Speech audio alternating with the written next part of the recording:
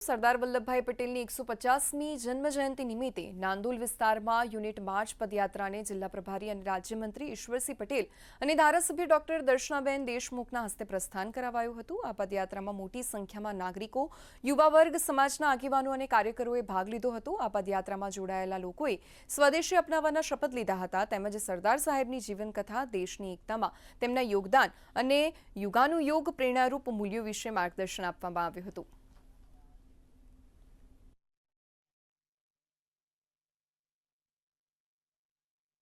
એકસો ને 50મી જન્મજયંતિ જ્યારે મોદી સાહેબ ઉજવી રહ્યા ત્યારે 562 રજવાડાને એક કરીને અખંડ ભારત જે બનાવ્યું અને શ્રેષ્ઠ ભારત થયું છે, ત્યારે આ આપણી ભાવિ પેઢી પણ આ યોદ્ધાઓને ભૂલી ન જાય એને લઈને સમગ્ર દેશની અંદર જ્યારે યાત્રા નીકળી ત્યારે સાચી શ્રદ્ધાંજલિ એ જ કહી શકાય કે જ્યારે મોદી સાહેબે 182 મીટરની સમગ્ર વિશ્વની અંદર ઊંચામાં ઊંચી પ્રતિમા બનાવીને એ સાચી શ્રદ્ધાંજલિ કહી શકાય।